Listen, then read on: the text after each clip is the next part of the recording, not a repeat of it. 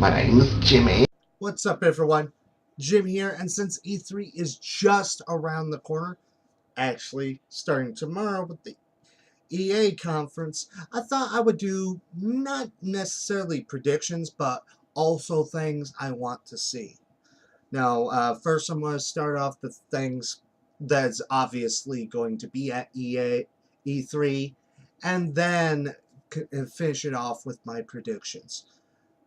Now, the first one being Fallout 76, which there has been some news circling around about some online aspect, which people immediately are thinking of ESO, which no one really liked that. Um, I hope with this we're going to see obvious gameplay, release date, and hopefully get some questions answered. Because I don't want no Fallout MMO. And I know many fans don't want it. But I would think it would be kind of interesting to see a sort of co-op factor to it. And I know there are some people that are pissed off that still nothing on Elder Scrolls 6. I mean, I asked it for the last 2 years, so I'm done trying to predict it. So when it comes, it comes. And then after that, going to Nintendo with Pokemon Let's Go Pikachu and Eevee. Now, when I first saw this trailer, I was like, holy shit. Because I never thought we would finally see that we would be seeing a Switch Pokemon game this soon. It's not Generation 8, but it definitely brings some new mechanics, like the throwing motion, kind of taking from Pokemon Go, as well as being able to transfer Pokemon back and forth between the game and Go, which I think that could be beneficial to both. But I hope with this we see some gameplay of it to kind of see whether it's going to be like Pokemon Go version of leveling up, or if it's just going to be the traditional RPG. You know, so I hope for that. And plus, it comes out the day after my birthday. So I was like begging my girlfriend for it. I'm not joking about that. And then next would be Overkill's The Walking Dead. Been hyped up for this game ever since its initial announcement, just because it looks like it's going to be a better game than that piece of shit from Activision. If you played it, you know what I'm talking about. But I hope we see actual gameplay, because at this point we have not seen gameplay, as well as a concrete release date. I mean, we all know that it's coming out this year, but not exactly when. And with these character trailers, I think it's interesting. It makes me feel like we're going to be able to choose between these characters. I mean, we have the guy from the first full trailer for the game. This older guy from the last trailer, from the second trailer, and from the latest trailer, there's a woman.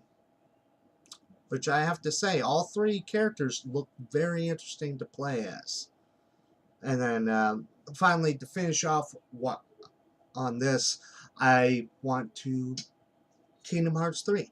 I want to see a concrete release date, which from what I heard quite a while back, that's what we're going to be seeing. I mean, nothing really confirming that, but it's what I want to see. But I want to see a new world announced. Not necessarily a new world, but a previously announced world. Big Hero 6. That would make sense, instead of taking the excitement of a wholly, completely new world.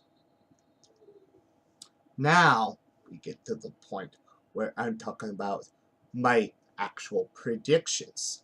I guess first off, and this first came up because of a very recent rumor.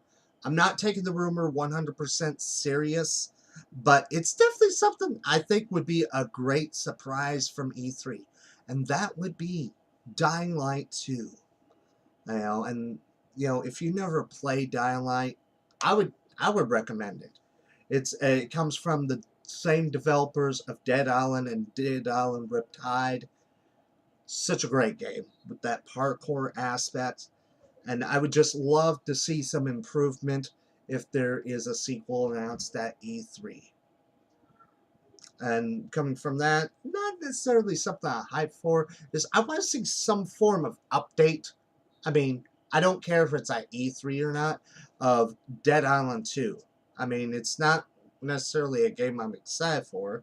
It's definitely taking a different take with this sort of cartoonish feel to it, you know? But that's pretty much it. There's also like a recent leak for a Superman game. Um, I mean, I know we've heard about Superman leaks for a while, but this was supposed to be like a single player game called Superman World's Finest. That title immediately doesn't make sense. Anyone who understands the significance of World's Finest, and this would be coming from Rocksteady, which, hey, I think they need to be the studio that's behind all of the DC stuff, or at least a good portion of it, because I love what they did with the Arkham series. But you know, if we don't see it announced, it's not going to really disappoint me. But finally, my biggest prediction would be Borderlands 3. Didn't play the game in the beginning, but eventually I rented the Handsome Collection from GameFly, which I played the second game, obviously. I ended up loving it. Oh, that shooter combined with so much of an RPG sort of aspects to it definitely piqued my interest enough. And I've only played the first two core games. I've only played tiny bit of the pre-sequel, but not to like completion. First game I played as Roland. Two I played as Axion. I don't know if that's exactly how to pronounce his name. But the two different times I tried playing the pre-sequel is the first was with Claptrap. Definitely interesting character to play as. And also Athena, because she had healing abilities. And it seemed like she was like the character that would fit somewhere sort of similar as those other two characters I played as. Because I'm the kind of person I like having my own backup, you know, in case what I shoot isn't enough. And this originally came from, obvious, the Walmart leaks from Canada, which there was like a handful of things. There are other things that are definitely going to be at E3 that I'm interested in, but those are like the things that are on top of my list. Like, we obviously know we're going to hear about Assassin's Creed Odyssey. E3 is not E3 for Ubisoft without Assassin's Creed. I mean, seriously. It's like no joke.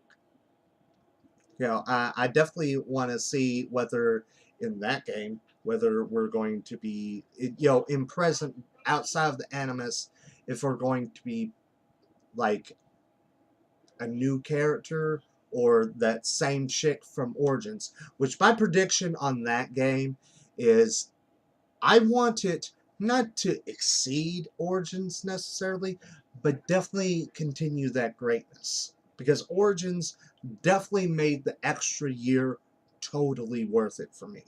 Because Origins, I would say, is number one on my favorites in the whole entire Assassin's Creed franchise. Okay, here are the games that I like from the franchise. Obviously, almost everyone loves Brotherhood that's into the Assassin's Creed games. I also like Black Flag, and obviously this one. So, yeah, but let me know what you thought of what I want to see from E3, and you know, if you have your own predictions or you know things you want to hear about certain games, just let me know. But anyway, my name is Jimmy. Until the next one, bye.